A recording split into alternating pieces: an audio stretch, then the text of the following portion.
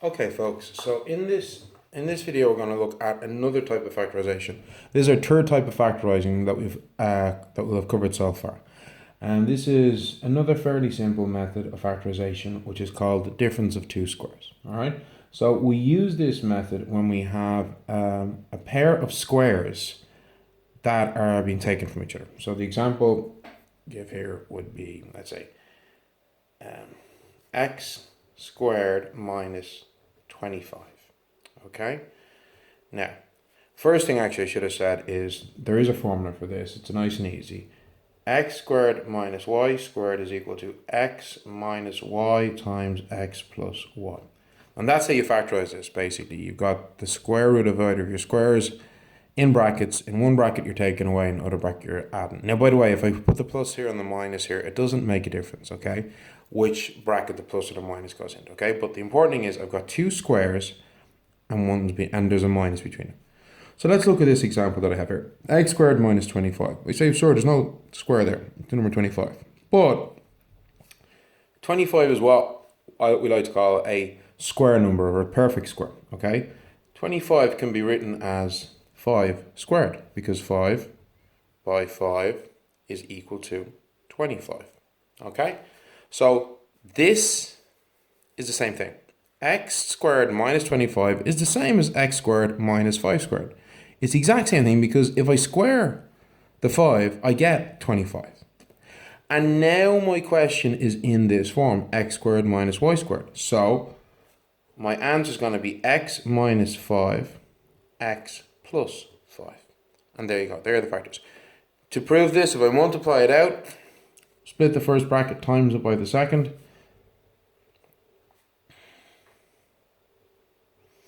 X times x is x squared. X times 5 is plus 5x. Minus 5 by x is minus 5x. Minus 5 by plus 5 is minus 25. Minus by plus and minus. The plus 5x and the minus 5x is 0. So we're left at x minus 25, which is what we had at the start. Okay? So let's look at some more examples. Okay? Question 2. So we have x squared minus 9. So same thing again. Looking at this, you might think, I don't know what to do. It is up to you to spot these numbers are squares, are perfect squares, that their square root is a whole number. Okay, the square root of 9 is 3. It's up to you to spot that, okay, that this is a whole number. So I can rewrite this as this. How do you get better at spotting these square numbers? Folks, go over your tables from primary school. I'm not being funny, I'm not trying to be smart. That's how you get better at this, okay?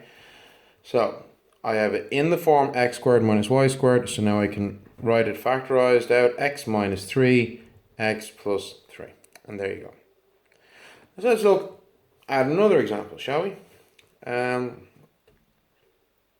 4x squared minus y squared. Okay, we have a 4 in front of the x now, so that's going to make things a bit trickier, okay? Because we want x squared minus y squared. So this whole thing must be squared, but I can rewrite 4 as 2 squared x squared minus y squared. Now, if you remember your rules for powers, I can rewrite this again as 2x all to be squared minus y squared. Okay, I didn't actually need to write this step with the 2 powers, I just did it to really show where is this 2 coming from. It's the square root of 4. So 4 I can write as 2 squared, and then the whole thing, this is the same thing, okay? 2 squared times x squared is the same as 2 times x, 2b squared, okay? And now it's in the form x squared minus y squared, so it's going to be 2x minus y, 2x plus y. All right, so let's do another couple of examples. Let me think.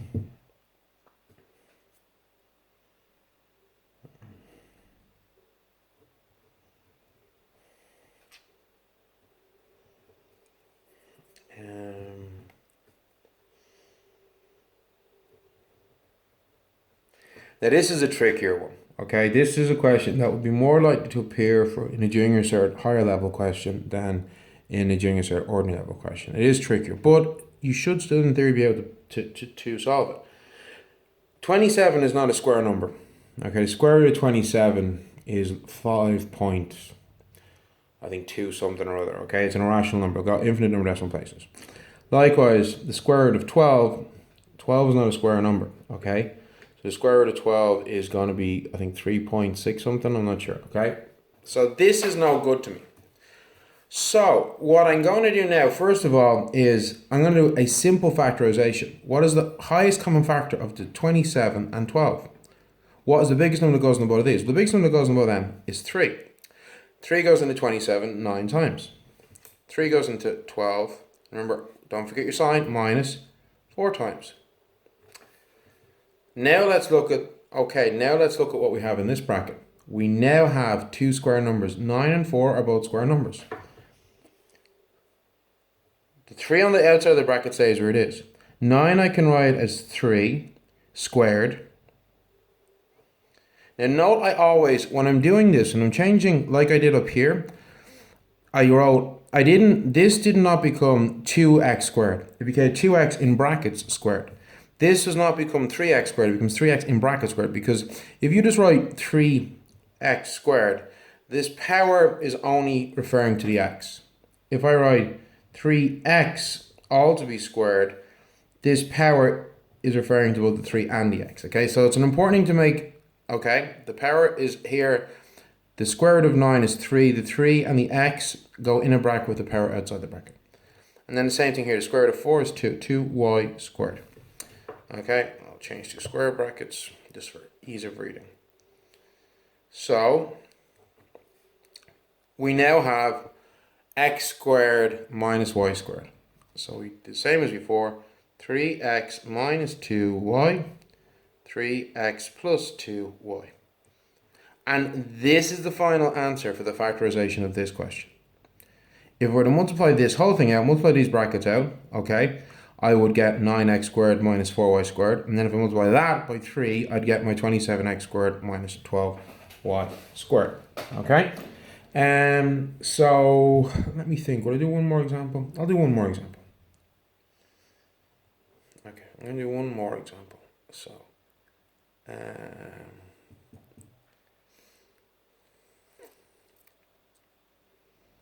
okay.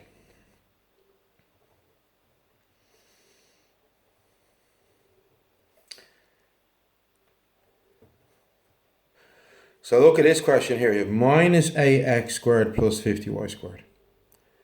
So first thing that I'm going to do, folks, I'm going to rearrange the order. Now here's so it's x squared minus y squared. It's not y squared minus x squared. It doesn't matter. We don't care. We just write x and y to represent my first thing squared and minus my second thing squared. Okay? I have the minus on the outside. It doesn't matter. Okay? Now, I just realized I made a mistake with this question. No, I didn't. Okay. So, now, we are back to the problem we had in this question.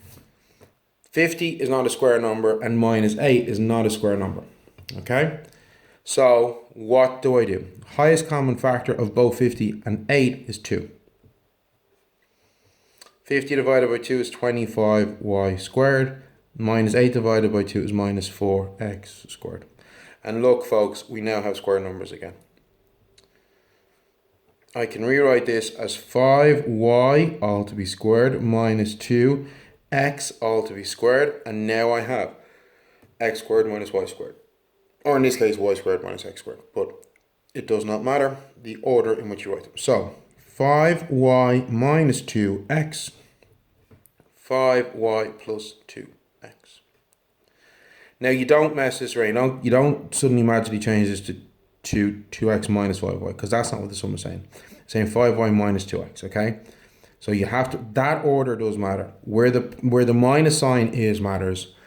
I could have wrote this as minus 2x plus 5y, but that would just read weird. But that's how we do them, okay? So step 1, identify if your two terms are squares, perfect squares, okay? So as they were here, here, okay?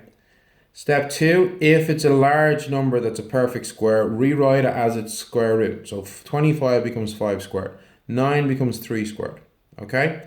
If your numbers are not squares, like in this example here and this example here, find the highest common factor of both numbers and see when you divide by that highest common factor, do you get numbers that are perfect squares? Like here. When the highest common factor of 27 and 12 was 3, and when I divide both these numbers by 3, I got 9 and 4. 9 and 4 are perfect square numbers. So that's what we do if we don't have perfect squares. Highest common factor, which will be a number that when you divide gives you the square numbers you need.